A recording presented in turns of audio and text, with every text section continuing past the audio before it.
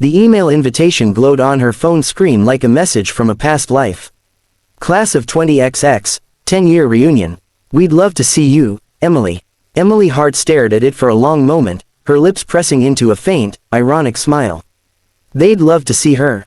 That was funny. Back in high school, nobody had loved seeing Emily.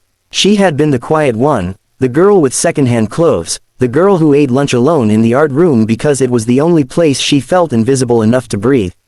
To them, the popular kids, the loud ones, the golden group, she had been the class loser. The one they mocked for dreaming too big and speaking too softly. She closed the email and set the phone down on the marble counter of her penthouse kitchen. 10 years had passed, but the sting of memory still felt fresh. Her assistant, Mia, entered with a stack of documents. Your schedule for Friday, M. And the helicopter is booked for the charity gala. Emily paused. Helicopter. A slow, mischievous smile curled across her lips. Mia, she said, cancel the gala ride. I think I know where we're going instead. The reunion was held at Ridgewood Country Club, the same place where half of the popular kids had celebrated their 16th birthdays. Inside, the place buzzed with chatter, laughter, and the clinking of glasses. Groups clustered together, the athletes, the cheerleaders, the musicians, each one reminiscing about the good old days. In the corner, perched like vultures waiting for a spectacle, stood Brittany Cole, the queen bee of their year, and her tight circle. So, did you hear? Brittany whispered, swirling her champagne. We invited Emily Hart. A chorus of snickers followed. Emily, seriously, did she ever move out of her parents' basement? Maybe she'll come wearing those ugly shoes from senior year. They laughed louder than necessary, as if the sound alone proved they were still relevant.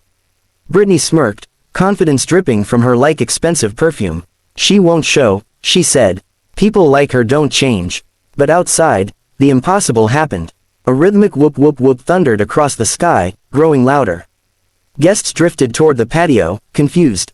Phones lifted, necks craned upward. A sleek black helicopter descended onto the club's landing pad, the wind whipping hair and dresses in every direction. Then the door opened, and Emily stepped out. Her long, wavy hair caught the sun as she descended the small metal stairs. A tailored cream jumpsuit, diamond-lined wristwatch, and quiet, undeniable confidence surrounded her. She looked like someone who had outgrown not just high school, but gravity itself. The crowd erupted into gasps. People whispered her name like they were afraid she might disappear. No way, is that Emily Hart? She looks incredible. Why is she in a helicopter? Brittany's face stiffened, the smile sliding off like melted wax. Emily approached the group with a calm, poised grace. Hi, everyone. Silence. A few gulps. A dropped glass. Brittany forced a laugh. Wow. Emily, look at you. We didn't expect a helicopter. Emily finished, gently raising an eyebrow. I know. I wasn't sure if the parking lot would have enough space. A few people snickered, but this time, not at Emily. So, what do you do now? One of the guys asked, genuinely curious. Emily smiled politely. I run Hart Innovations. We develop medical AI tools. We recently opened our third research center. She paused thoughtfully. I suppose you could say things worked out. Mia stepped forward from behind her with a tablet. Ms. Hart, the foundation's board meeting is confirmed for Monday. Also, the investors sent their congratulations on last quarter's growth. More whispers, more stunned faces. Suddenly, Brittany's voice chimed in, sugary and strained. That's amazing, Emily. Maybe we could catch up sometime. Emily met her eyes. There was no anger, no bitterness, only clarity. Thank you, Brittany, but I think I've already caught up. The group fell silent. Emily excused herself and moved toward the tables, where a few genuine classmates, the ones who had simply been too shy or too unsure to talk back then, greeted her warmly. She laughed with them, took photos, and reminisced honestly rather than theatrically.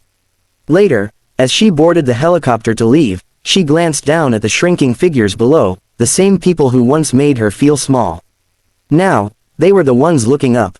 And Emily realized something important. Success wasn't the helicopter. It wasn't the money or the applause. It was the freedom to walk into a room filled with her past. And no longer feel afraid.